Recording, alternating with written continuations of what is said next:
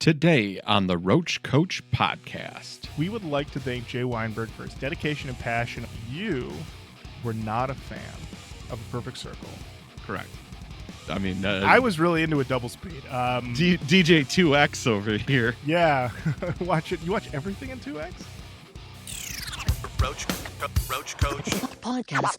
Hello and welcome to another episode of the Roach Koach podcast, the journey to create the new metal canon. My name is Lorin Kozlowski. With me, as always, the original Roach Rider, Mr. Matt Naas. Keep it rolling, baby. There we go, ladies and gentlemen. Back with you, back with another episode of Roach Koach, creating that new metal canon, one album at a time. This week, it is all about who's tweeting. Who's tweeting? That's right. We're going over your feedback, your questions, new news, Roach emendations, all that good stuff. And Matt, we had things planned. We were like, we're going to talk about this. Oh, We're yeah. going to talk about this. Totally But that. Then something happened, like a lightning bolt, just cracking down right into the center of nu metal. Reverberations felt for miles. The bedrock shifted Everyone was like, where were you? Where were you? on Where- November 5th. That's right. Where were you when you found out that Jay Weinberg got fired from Slipknot? Where were you? Where were you, Matt? I was home. Uh-huh. I checked Instagram. Mhm. Slipknot message came up. I texted you, said, did you want to go live to talk about it? You were like, that's a hard pass. I was believe like- you said, I'm out of town. I'm out of town and I cannot do it. Yeah, I can't do it. But here I am ready to rock and roll with you now, Matt, to talk about this breaking news. So as many people are going to say, when this episode goes up, they go, guys, this is old news. And you know what? We're talking about it now. Well, here's the deal. Uh-huh. On the 5th, if it was just what happened on the 5th that he was released, Mm-hmm. it would be old news. But on the day of recording, November 12th, the plot thickens. So we're just going to run through all of it. All right? We're just going to run through all of it. So first of all, Slipknot posts and they say, we would like to thank Jay Weinberg for his dedication and passion over the past 10 years. No one can ever replace Joey Jordison's original sound, style, or energy, but Jay honored Joey's parts and contributed to the last 3 albums, and we, the band, and the fans appreciate it. But as ever, Slipknot is intent on evolving. The band has decided to make a creative decision and to part ways with Jay. Wish Jay all the best and are very excited for what the future holds. So, I saw this and I was like, Slipknot gonna make these changes, gonna move some things around. I read these comments and I was like, oh wow, people were invested in Jay Weinberg. Because I don't recall this level of fervor when they fired Craig and when they fired the other guy, Chris Fenn. when they fired those guys. I don't recall that level because I think they were probably not perceived in the same way that Weinberg, because Weinberg, as they said, filling in for Joey after Joey, who also was fired from the band. So that was Yes. the other interesting thing, is that reading through this, There is kinda- a big, we don't like the decisions that Slipknot Inc. is making. indeed. And there seemed to be also something in there about, like, how do they keep firing these people? And then I was going through there and I was like, well, at the same time, Corey's still there. Jim Root is still But Corey is even saying, like, I feel like I'm on a timeline with Slipknot. there. But that's more of like a I might retire from Slip conversation, not a I'm going to I- get fired from Slipknot Inc. I feel like Corey Taylor leaving Slipknot is the true, like, they better have somebody lined the fuck up. And even then, I don't even want to consider that right now, Matt. Let me just ruminate on this Jay Weinberg situation. But I'm just saying, the situation that I look at it is that in the world of metal, and maybe this is just the pessimist in me, but in the world of metal, Mhm. drummers are coming and going and coming and going. I mean, how many bands have we talked about, metal or hardcore, that it's just like, well, it's the singer and 7 new guys. Exactly. And the other thing is that I'm looking at you, Moto Grader. in the great history of not even nu metal, but of bands in general, how many have made it an extremely long period of time and not changed up members? And it's a very, very short list. Off the top of my head. That band has still- 100% still the original members? 100% still original members. This is who you got off the top of my head. U2, Okay. Coldplay, Yep. Radiohead. Radiohead. I mean, Technically Limp Bizkit. True. Now, Limp Bizkit have gone through some guys out, guys in situations, but as of right now, the they're the original lineup. unit is intact. Your unit's intact. But I mean, you look at just about everybody else. I mean, Korn, they're on a second drummer. Yep. Deftones, as we know, are on their third bassist. You could just run through, and that's like the big guns, you get into these smaller bands, it's very hard to maintain it. So when I look at a band of 9 dudes in masks, here's one thing. You're 9 dudes in masks. The moment you put masks on, targets, you know what else you put on? A bullseye. Bullseye on your back. Bullseye on your back. Because if you got a mask on, you can be replaced, bro. Ask Guar. All right? Ask Mushroomhead. All right? Replacing people.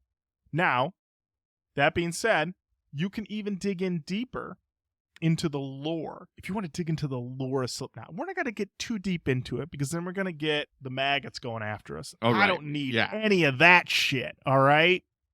But there are some people that swear because the original guys who created Slipknot from the ground up and then brought everybody else in, Mm-hmm. Clown, Yes. Joey, Yep. Paul Gray. Yeah. Paul Gray passes away in 2009. Uh-oh. Joey, kicked out of the band in 2011, 2012? Sure. Dies in 2021. That's 2. That just leaves Clown, lone original guy. You really want to break it down. And then they brought everybody else in after. But there are people that are like Joey and Paul are responsible for those first 2 records. There is absolutely a lot to be said for the songwriting of Paul for those first 2 records. Like everybody says, like he had a lot of the hooks, a lot of the rhythms, a lot of the things that are quintessential Slipknot sounds. Yeah. And then people have definitely brought up the fact that this happens, and it was very funny to also be like, "Oh, you kicked this guy out. He came in. Also, the end so far sucked my ass." It's like, just bro. Maybe that's the call. Maybe we're like Joe. Maybe Jay had the record a lot, and they were like, "Wait a minute, you don't know. Make up your mind. We don't know." That's the thing. At the end of the day, Matt, we don't know. We don't know. We can get in those comments. We can maybe make a podcast episode and speculate our asses off. But ultimately, we don't know. We don't know. We don't know. Because I remember when we first brought up Jay in reference to Slipknot, I believe Jenny had information, or you had information about the previous band that Jay was in, saying, "Good luck with that guy." Indeed. So this news comes out. Everyone's upset about it. Everybody's like, "Oh, Slipknot, what are you doing?" Days later, Jay posts, and he says, "I sometimes wonder what it would be like to pay a visit to my wide-eyed 10-year-old self, falling head over heels in love with a new and exciting sound and culture, and tell him all about the last 10 years. Even on the hardest days, I'd like to think he'd be stoked about the adventure that was in store for him. I was heartbroken and blindsided to receive the phone call that I did on the morning of November 5th, the news of which most of you learned shortly after. However, I've been overwhelmed by and truly grateful for the outpouring of love and support I've received from this incredible community I consider to be my creative and artistic home. This is not the ending of the journey I dreamt of and committed myself to seeing through, not by a long shot. But despite the confusion and sadness, there is something that's provided an equal amount of comfort for many of you reading this. 10 years ago, we weren't yet acquainted, and now we are. For that, I'm thankful in ways I'll never be able to fully express.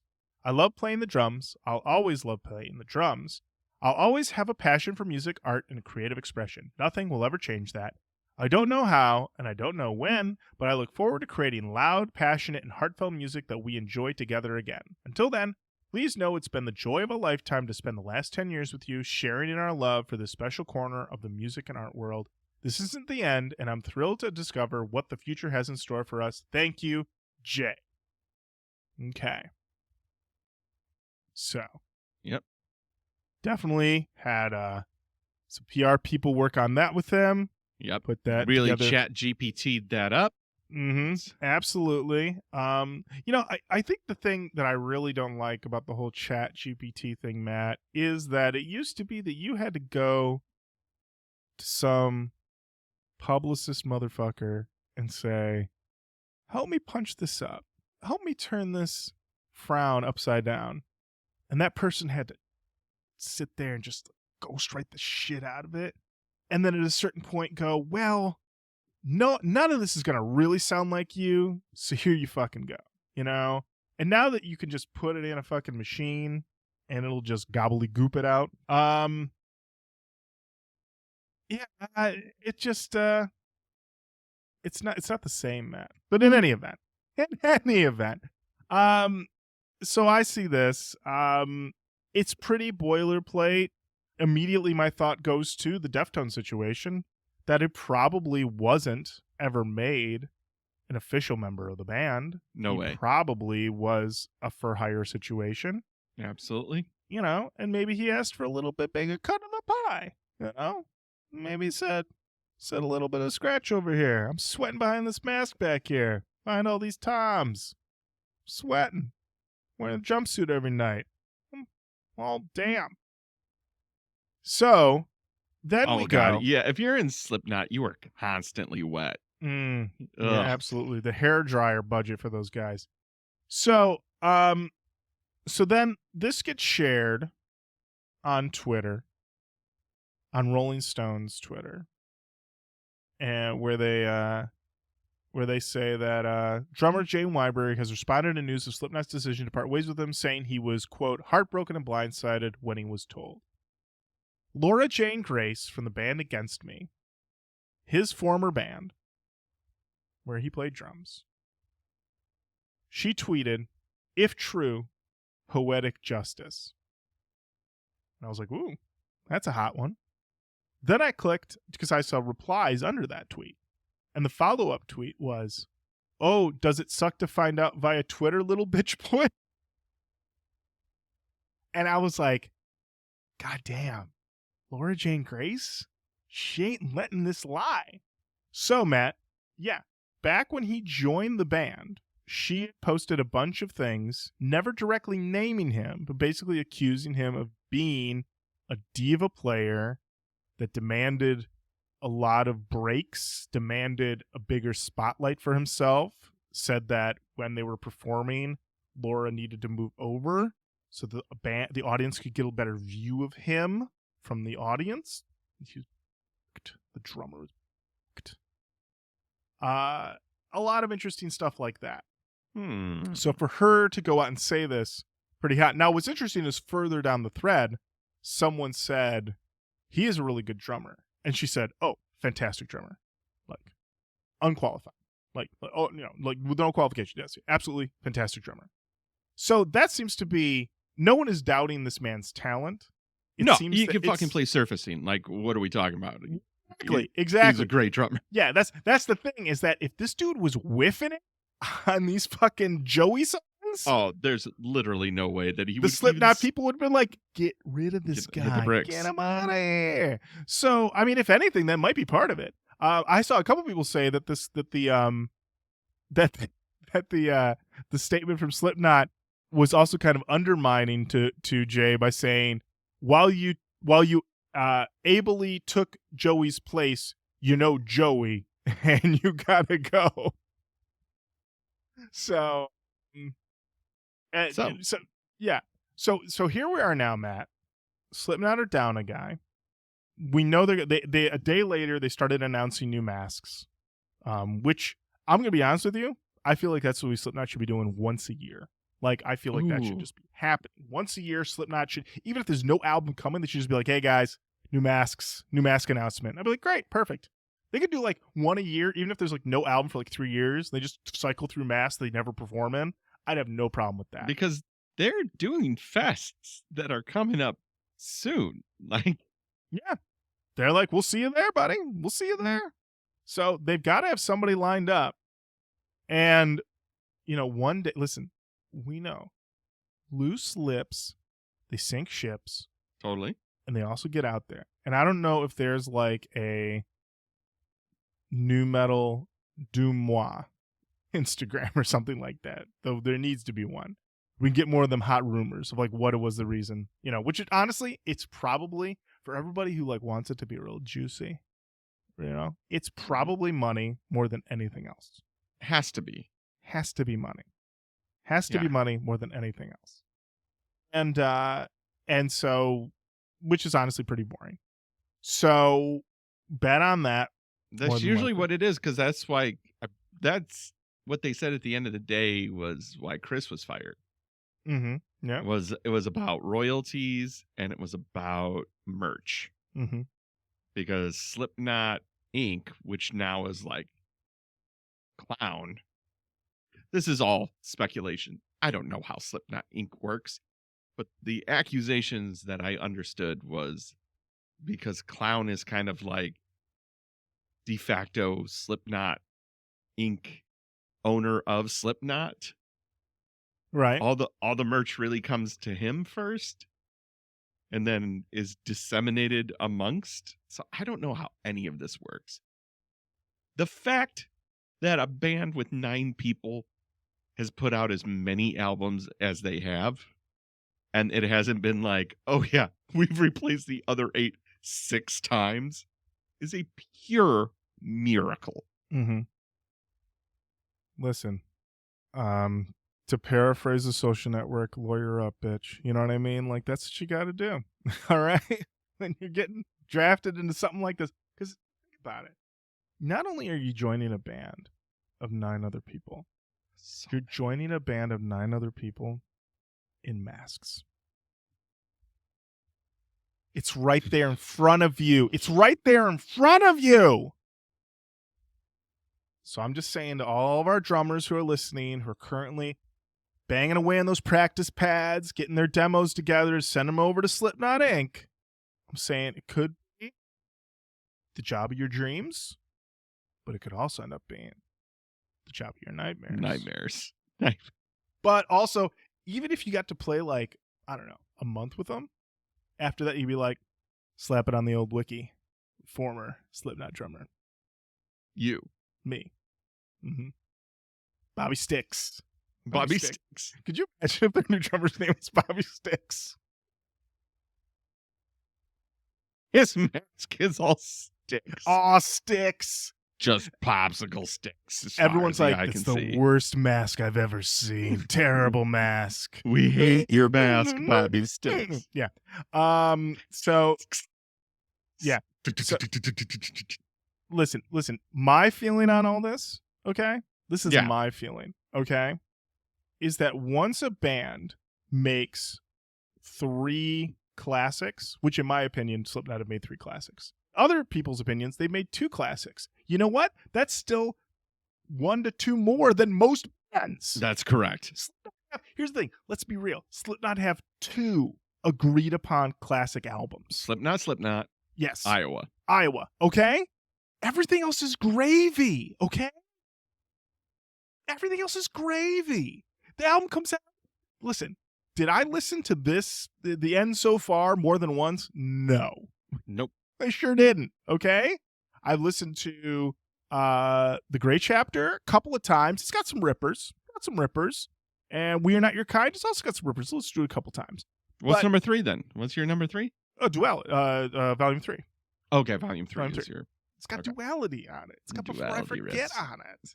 It's Pulse of the Maggots. Pulse of the Maggots, Matt. Listen, all I'm saying is that Slipknot have the recording cachet to just do this shit, okay? Yeah. Also, apparently, everybody in the world loves Psychosocial more than we do. So, and that's on album 4, which no one thinks is a classic. So, I think Slipknot can do whatever they want at this point. They really can. They really can. I mean, Metallica was just in town, right? They were. They just played in 2 shows in Detroit. Both shows sold out. Tickets for the shows, a solid car payment each. Solid car payment each. Yeah. Metallica has totally reached that point. I mean, you can pretty much do whatever the fuck they want. They don't. It's like the Stones as well. They don't need to put out any new music ever again. And let's be honest, Matt. The worst Slipknot album is better than the worst Metallica album in my estimation. 100%. You're telling me, listen, the end so far, not great. But I was listening to it. I listened to the whole thing. Oh. Unlike, say, like Reload. I was going to say, like, Death Magnetic. Could you imagine listening to Death Magnetic more than once? I can't believe they got through making that album. Well, that's like every Eminem album post like the Marshall Mathers LP. It's like no, I will say that I listened to Encore probably more than once for sure. But everything from Relapse on is like, let's see what Eminem's doing. Rapping a word in orange and syringe and oranges. Matt, I can tell you, Eminem Relapse is like, if your options are listen to Relapse or listen to a toilet flush for a straight hour because the flapper's not working right, stick with that toilet, okay? Stick with the toilet, all right? Relapse is rough. Relapse is so bad that Eminem was like, sorry about Relapse, and it wasn't even a year later. He put it out and he was like, whoa, oh boy. I'm still working stuff out. I'm still working stuff out. And then he put out Recovery and he was like, I'm going to rap the same for 75 minutes. Beats will change, but cadence won't. Anyway, you know what? I hope everything works out for Jay Weinberg. I hope he gets I'm sure it will. He'll be fine. He'll be hitting them skins somewhere soon. Look, Jay Weinberg's dad is the drummer for the E Street Band. He is. You know, like, he could be like, hey, Dad, you got an opening band that needs a session drummer. And he's going to be like, I got you. Oh, yeah. And listen, on top of that, he is the former drummer in Slipknot. He was ably playing Surfacing, People Equal Shit for years. People know he's got the chops. So he's an in-demand guy. He'll be fine. He'll be playing with Exodus in no time. All right. Up next, Matt, we got a segment here. We dropped the ball. So we're going to call this one. Oh, yeah. We're going to call this one, The Coach's Got to Make It Up. Making it up. So, Matt, it came up in a recent episode of the Roach Koach podcast, this very show. Yeah. That you were not a fan of A Perfect Circle. Correct. And that you had never listened to or had only listened to some of their seminal debut record, Mère de Noms. Correct. Released in the spring of 2000. Perfect. I'm so glad you told me that was 2000. Yes, Matt. This is a record that I have listened to. I am going to guess like hundreds of times. I feel like I've listened to this album so much. I put it on a drive recently, and I was like, my God, this record is imprinted on. Like, if you asked me, like, when's your parents' wedding anniversary? I would take me a minute. But if you needed me to, just make the noises of, Billy Howardell's guitar solo on the Hollow, here I am, baby. I'm howling. I'm hollow. So, yeah, this record's in me. All right. And so when you were like, I don't know it, I don't like it. I'm not interested. I was like, wait a minute, Matt. You need to get in there. You need to spend some time with Billy, Maynard, Paz on bass, and I believe Josh Freese on drums. Yes. Get that right? That sounds right. Okay. So I have in my hot little hands physical copy. Purchased day of release from Best Buy, Madison Heights, Michigan, on an employee discount because I was working there at the time. Also, it's not attached to it, but it also came with a bonus disc because this was Oh, bonus. wow. They used to do that, man. Oh, Best I remember. Buy, man, they were bundling. The Best Buy was like, you give us extra tracks, you give us the bundle, baby. All right? Those local mom and pops, we got to bury them in the ground. I need to see Harmony House 6 feet deep. All right?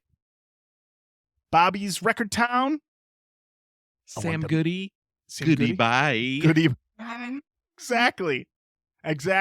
Listen, Best Buy want to be picking their teeth with their bones, all right?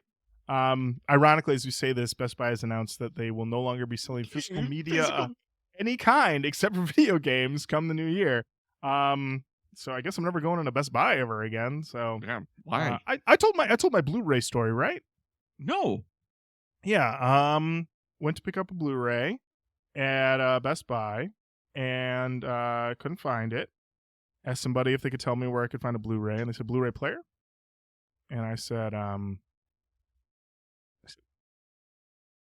don't you go on Amazon? Best Buy employee. Why don't you go on Amazon? Stunning.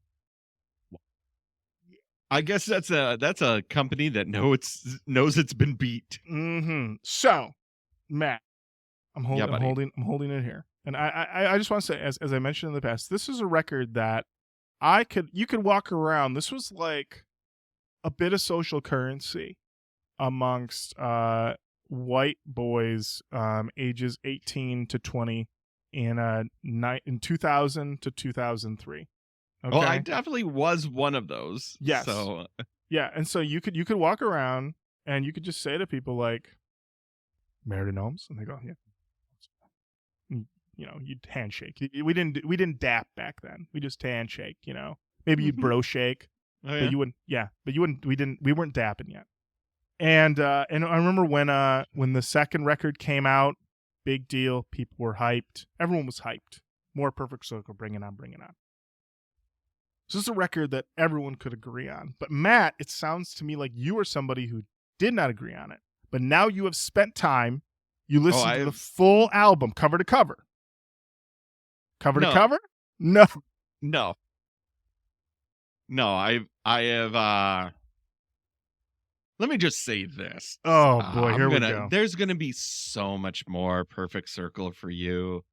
I'm gonna give you all the Perfect Circle I've got. Your cup is gonna be overflowing with Perfect Circle because I'm giving you it forever because I don't ever need to hear another note of a Perfect Circle.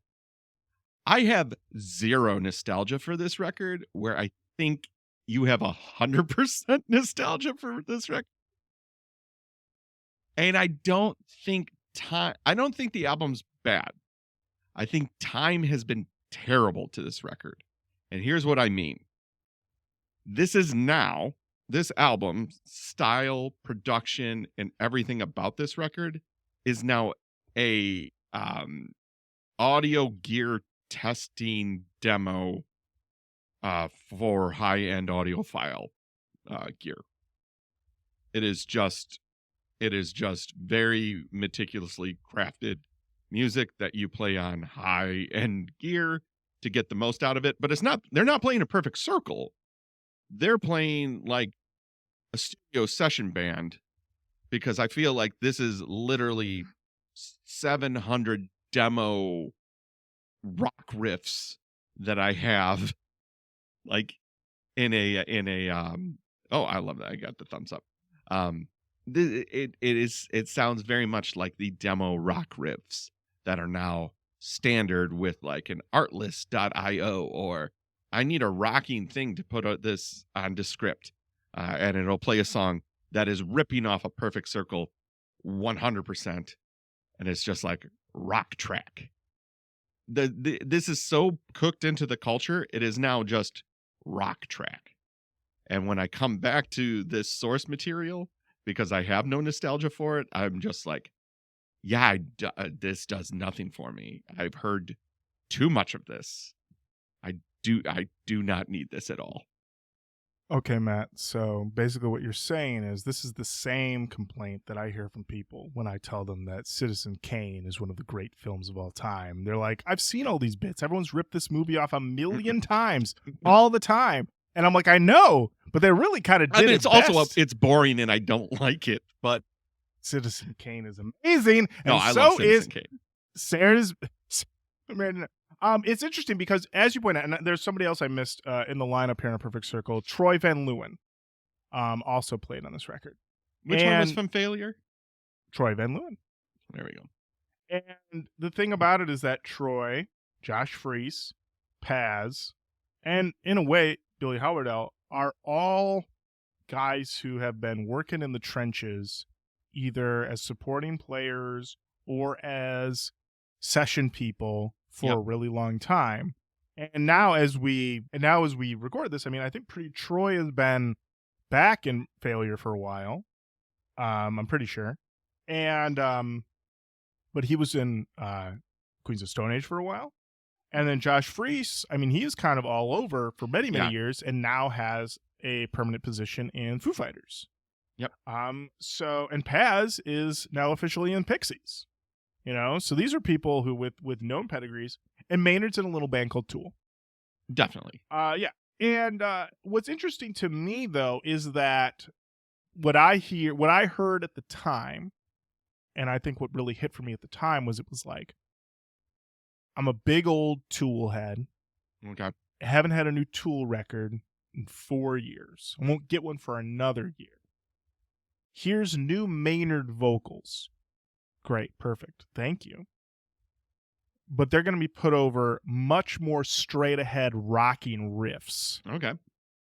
On a record that's 44 minutes. I'm not going to say no to that. And then what you get is this boy, Billy, playing his GD heart out, making that guitar sing on the hollow, on Judith, all-timer track Judith. You just feel like somebody who's been I watched waiting. the video for Judith. Yes. You said that I needed to watch it. Yes. And have you seen Van Halen's Jump? Because if you really want a performance video, Unfucking believable. Fucking believable. For one, I love Van Halen's Jump. Gone on the record is loving all David Lee Roth era Van Halen. All of it. The thing is, for one, the video for Judith is directed by one David Fincher. yes. Okay. All right. He uses all the tricks of the trade to show us the band basically just performing in a space. But it looks sick as fuck, Matt. At one point, Paz pauses on the bridge before they go back into the verses again, and she puts her hair up in a hair tie. And I was like, is that the coolest, sexiest thing I've ever seen in my fucking life? Just a lady putting her hair up, and I was like, I've never seen a better thing in my life. I don't even know how to explain it. Because then she drops back down, she starts playing the bass again. I was like, oh. All time. And you know what, man? I know you're saying, you said the thing about nostalgia early on. And I would say is that I was not in the zone on the Judith video for a while because I was only seeing it sporadically on like college TV, video stations, if ever. It wasn't like a heavy rotation video, you know? Mm-hmm. Now seeing it lovingly restored on YouTube, I can only assume Billy Howardell's mom must be preserving these videos because they look pristine on YouTube. Pristine. It's just one more feather in the cap to those boys. The other thing about this record, though, is that when I go and I listen to the subsequent stuff that Billy Howardell has done, it really does feel like he had all this stuff saved up for record 1, and then record 2, record 3, the solo stuff is like, I don't have as much. I don't have as much, and I'm sorry, but I'm gonna do what I can. But this record just you know, and the thing is that Maynard's vocals and Maynard's lyrics, it's not like he phoned it in. It's not No. like he, yeah, you know, I mean, but I guess for you, as somebody who's never been a Tool guy, I mean, I and- like Tool, but I'm not Yeah. like, but for you hear this record and you're like, everyone, your feeling more is that everyone else heard this record at the time and they were like, let me steal a little bit. And now you've been hearing nothing but stolen things for 20 years. yes, I definitely feel like every session musician that's come up the ranks has to know this album cover to cover. You know, like it feels like a session musician's teeth cutting. Mm-hmm. Like, and that's why it sounds like a demo disc to me. It's, you know, Maynard is the lead, you know, like Maynard is the secret sauce that is kind of like the star that pushes this over, Uh-huh. you know, because it's undeniably Maynard.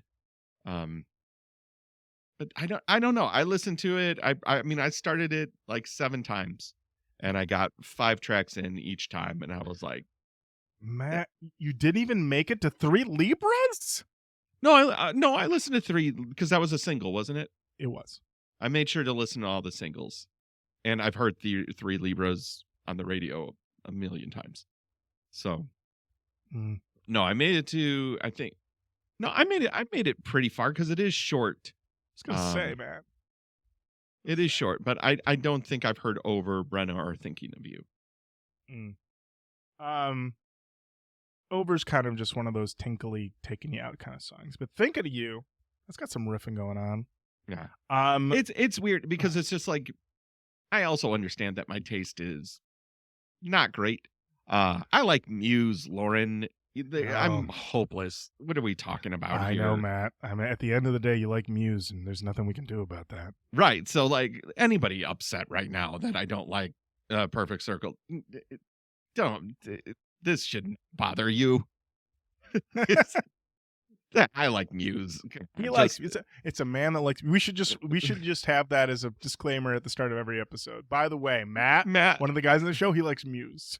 I think Origin of Symmetry is a great album. So take my opinion with a grain of salt. Yeah, it was just like 23 years later, I'm hearing it for the first time, and it's like I've had 23 years worth of music, and now this is like rock sampler pack #1 on Fruity Loops, you know, which isn't the Perfect Circle's fault, right? But it also isn't going to drag me into this record because I am not the, you know, I don't like going to Tool Town like when other bands do it on the show. Right. So it's kind of like he takes me to, he can do nothing else but take me to Tool Town. That's the only place he knows. That's where he lives. Yeah. That's where he lives. That is his home. It's his home. All right. So in closing, if you approach Matt on the street and you say to him, the code is Magdalena, he won't know what you're talking about. He's not in the zone. Now, if you say it to me, we'll get it going. And also, if you approach me and say the title of the album in the way that my old roommate Lee says it, Noms, we'll also have a way to talk. So, perfect, Matt. Matt. Classic Matt. Classic Matt. This next segment, it's something we have not done in a while. True. And we're gonna call it who's got episode feedback? Episode feedback. So Matt, we just did an episode. Sure did. All about Apartment 26. Absolutely. And we've got some exciting feedback on this episode. This is big. Big. You called me the moment this happened. And okay. Well, you want to start with this? You want to just start with this? I think we have to start with it. Maybe. Okay. I don't know. We've teased. I feel like now we've teased. We've got to hold out. We got to stretch, baby. All right. Okay. We got a lot of feedback, guys. Tons. We got a lot of feedback. First over on Facebook, Matthew Hebert said, "This is by far the worst album you guys have reviewed. LMAO. Much love, guys." Matthew, thank you. I disagree. I do disagree. This is I respect the opinion. respect, but this is I don't think I'd put Apartment 26 in the top or the bottom 25. I don't albums. think I could ever make you listen to another Mushroom Head record. Matt, I just don't ever see that happening again. Mushroom Head, off the top of my head, albums that we've done that are worse than this album: Mushroom Head, Tourist Satana, I was gonna say Dead Z, that's a rough one. Motor Grader. I was gonna say Motor Grader. And Motor Grader record's really bad. Those are the ones that stick out in my head as just like real tough listens that were even hard to do notes. Because definitely there's some albums that are like this album's not good, but it was not like I was like killing myself in the notes process, you know? Mm-hmm. Okay, Bloodhound Gang is definitely worse. Not to me, baby. Macho Man was definitely worse for me. No way. Come on. Yeah, Macho Man was definitely way worse. Let's see. Not a chance. Put that on right now. Oh boy. Kick some butt. That Broham record, that's probably worse than this, I would say. I get what you're going with. Yeah, I think this is probably the worst one we've done. I mean, lately? worst is this is the album that has the most opportunity that we've done in a long time. Yeah. Well, Matt, was this album worse than Zebrahead?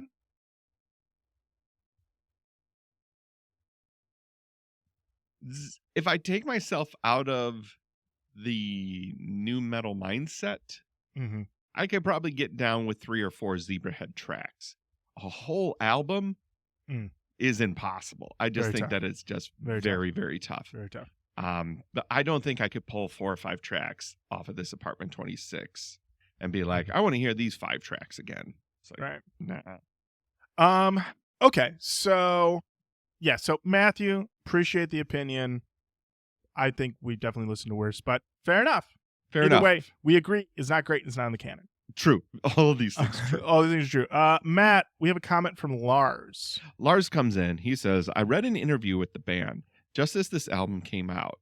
They used 7-string guitars. 7! And in their promo picture, one of the guys had dreads. So, of course, I went and bought the album. I had the European version, which features the bonus track Void, featuring none other than Burton C. Bell. Have you listened to this? I haven't listened to this, but Matt, I wanted to touch on this real quick. A guitar can have 7 strings? Okay, I've definitely seen a 6-string guitar. That seems to be like standard. That seems pretty cut and dry standard, but to introduce a 7th string, that might give you a signature sound. It might take things to another level for your band and for their sound if you utilize it right. Yeah, definitely. Especially if you also have a guy in the band with dreads. Correct. I wonder if there's any bands who have utilized a 7-string guitar in a positive way to perhaps create a signature sound that would carry them to the heights of rock stardom. The world will never know. We may never know. I don't know. Write us. Let us know. But no, Matt, I have not heard this song, Void, featuring Burton C. Bell. Putting Burton on your track, always a good move. Let's check it out. All right, here we go. Wait a minute. Yeah. We have to do it again because that was at 2 times speed. I was like, wait a minute. There's no way this is right. This all in. Okay. I can't. Now the dirty secret's out. I watch YouTube at 2 times speed. Holy shit. It's already different. 5 is way different. All right. Listen, you get Burton in there. You get Burton spitting some classic new metal math. If he gives it all, he's got nothing left to give. That is pure, perfect new metal math. I think that's fine. You know, is it a little bit better double speed? Maybe. I really loved it. I mean, I was really into a double speed. DJ 2X over here. Yeah, watch it. You watch everything in 2X? I mean, I watch a lot of guys. I watch way too many podcasts online, and if I listen to our show at 2X. So yeah, we take forever. I get it. I get it. We just shove 2 hours into an hour, and I'm on. Mm-hmm. All right. Well, thank you so much. Thank you so much, Lars, for that feedback. Might Hoverluck said, man, Backwards is an absolute banger. If you're moving into this type of fringe new metal, you got to do some God Lives Underwater. Okay. Yeah. So, maybe. I mean, I looked up some I always thought they were industrial. Yeah, I always thought they were too. Let me just double check and see what's going on in the old God Lives Underwater wiki. And industrial rock, electronic rock, techno, industrial metal, alternative metal. Yeah, I don't know. I feel like things would be pretty far adrift if we start doing God Lives Underwater. I think so. But that's for my industrial pod. Yeah, I'm going to say, that's for Matt's pod. Industry-me? Cybernautical. You know what, Matt? Just call it Cyberjackers. All right? Just call it Cyberjackers. Get in your box runners and listen to Cyberjackers. Listen to Cyberjackers and Matt. Every week he listens to a different industrial album. He either says, am I jacking in or you jacking off? All right? That's the rating system. Okay? Oh, get all of your tubes ready. Absolutely. Let's see. Gareth Davies, a great ep, you guys. Love the banter, Matt's graduation/commencement speeches, and lots of classic dad talk. I also don't mind this album at all. Nepo Babies have done far worse. I'll tell you what, though. Next side project summer, hit up GZR's Plastic Planet, where you get Terrence Butler Sr., his nephew, the real Burton C. Bell, and some classic man-machine lyrics and themes. Mm-hmm. Interesting. So you think it's Geezer's Plastic Planet? It might be Geezer. It might be GZ. It might be either. Yeah.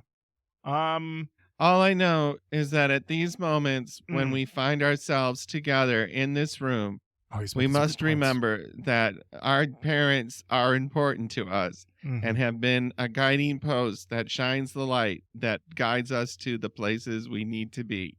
Lorin, did you listen to that speaker? That was a good speaker. He made a lot of good points. Did you listen to what he had to say? Were you too busy playing grab ass? What were you doing? Hey, Lorin. Yeah. What were you doing out there? Listen. I've already been listening to people talk for 4 fucking years. Give me a goddamn minute. Give me a goddamn minute. I don't want to hear it anymore. I don't want to hear any more speeches. Maybe I've been hearing speeches for 4 years, and we all wear shoes. That was my.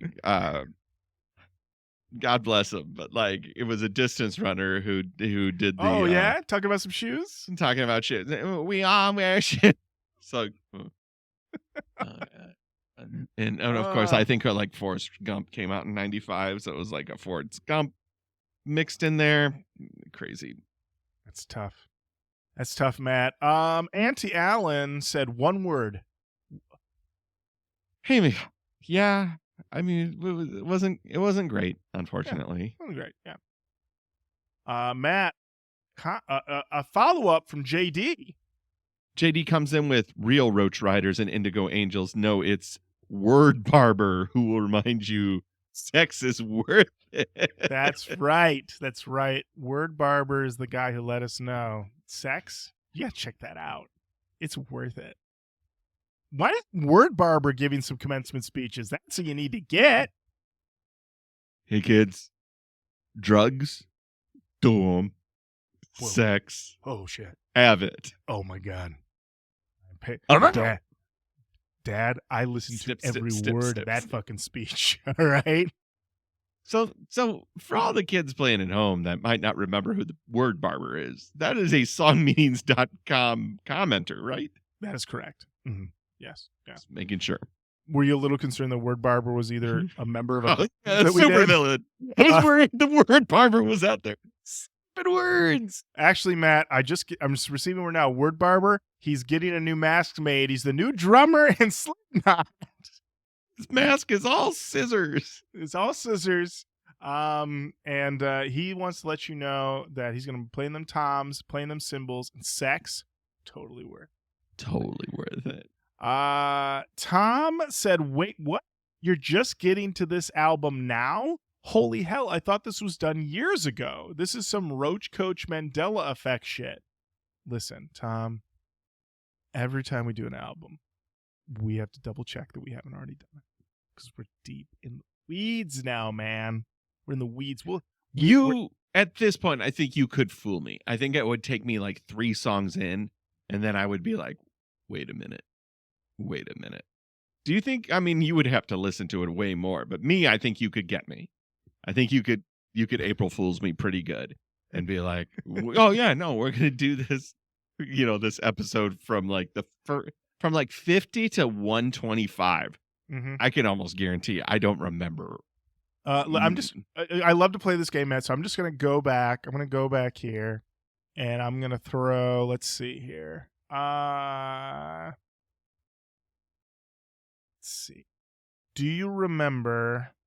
Actually, I don't know. 52. There's some because you remember Relative Ash. Yes, they were the ones about jizz, right? That's right, Matt. Do you remember Third Strike? I believe we had to go to the boards because they might have been a Christian band. That's right. Of course, you remember Boys in Flaw. Yeah. The record. This does have episode 82. Crossbreed, Synthetic Division. I've been Men in Black mind wiped. You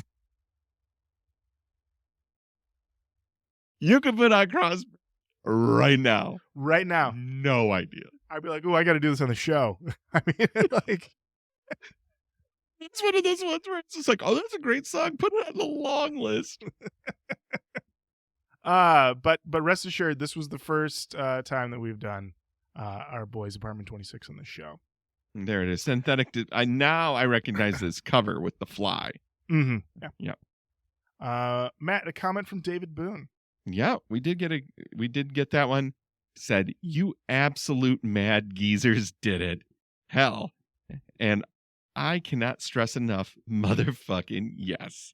For real, though, this album unlocks primal junior year memories in me. Not done with the ep yet, but this album was weirdly core to my high school experience. I get it. Like, it's what I just said about Noms. It's like, it wasn't for me, but I'm way too late to it. For you, it is a primal, visceral, this means a lot to me record.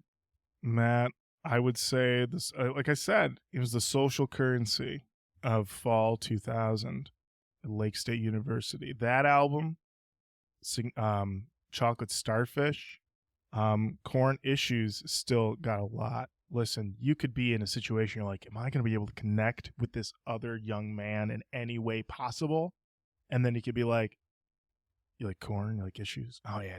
Like, oh, thank fucking God. Oh, things were intense there. I thought I was going to have a serious conversation with you, but we can just talk about Corn Issues for 15 minutes.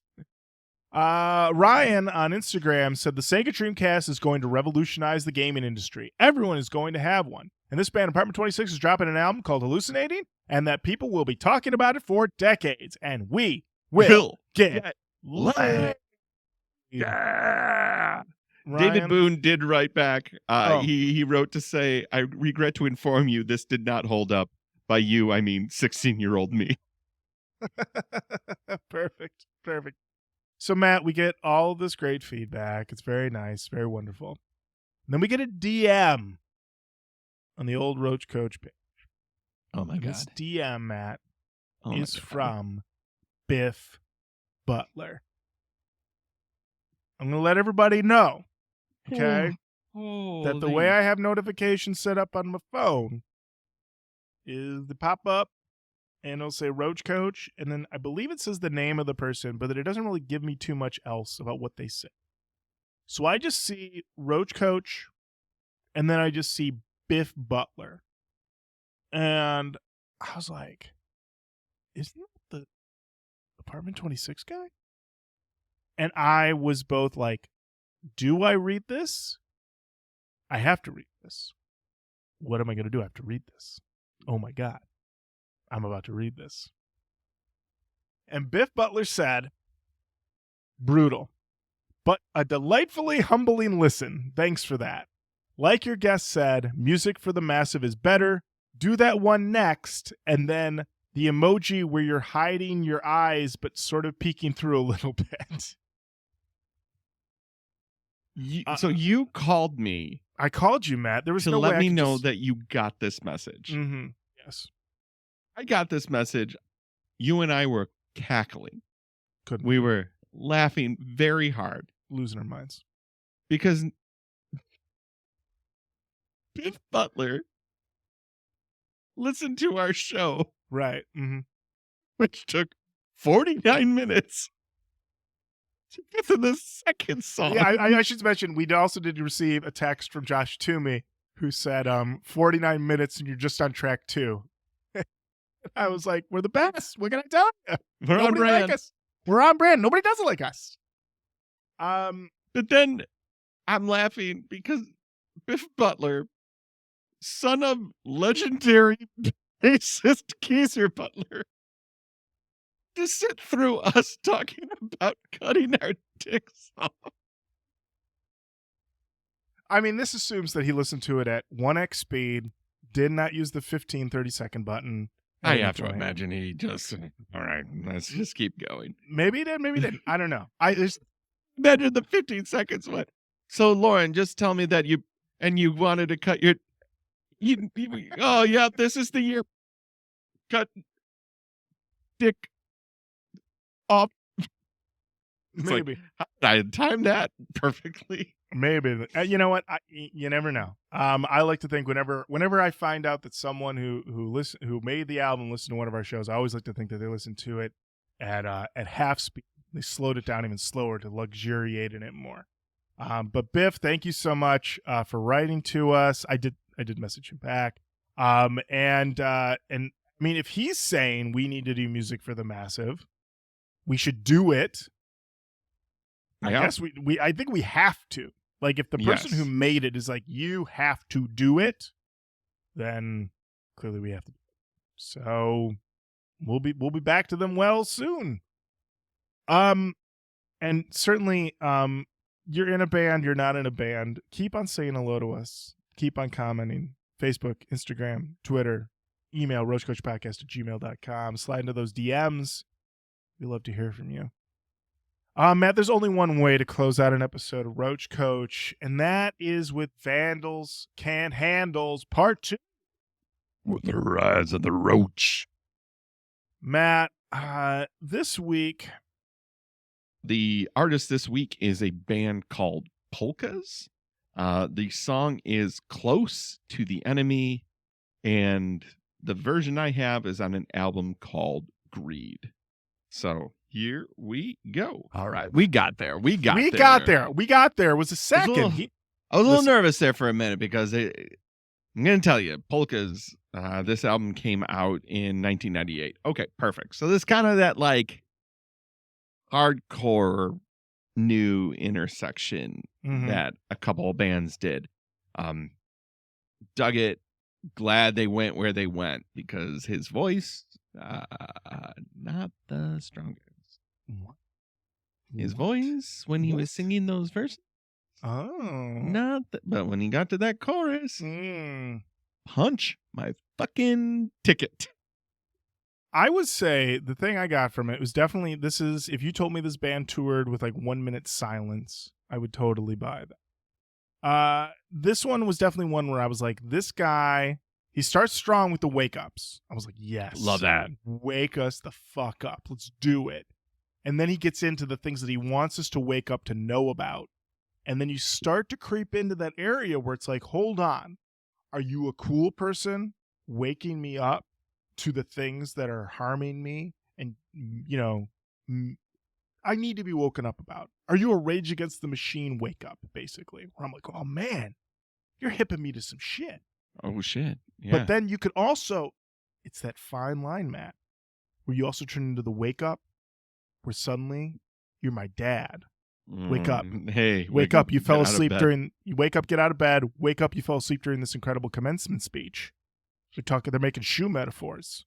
All right. And when your shoes wear out, you will appreciate all the miles that you walked in them. Wake up.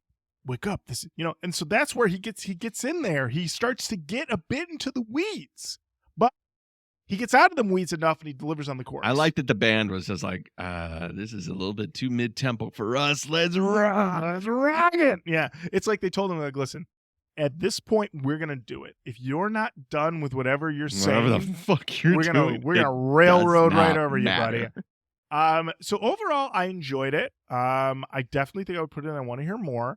I just shot over to the long list, Matt, just to check on it. And indeed, this is already on the long list. There it is. So someone did recommend this album at some point down the line. I do not own a physical copy of it, though, but I have a feeling that might be more of a... this might be a little harder to get a hold of. I feel like this one's, a little bit under the radar. Yeah. So, but thank you, Eric Vandal, for that one. Another hot one for the Vandals Can't Handles. The Rise of the Roach. There you have it. Matt, believe it or not, that brings us to the end of another episode of Roach Koach. We did it, buddy. We did it. Thank you so much for listening. Keep on saying hello to us online. Facebook, Twitter, Instagram, YouTube, TikTok. Send us an email, roachcoachpodcast@gmail.com. Jeez, my voice is like going. We're getting out of here, boy. And until next time, Matt. Lorin, thank you. Roach Rider.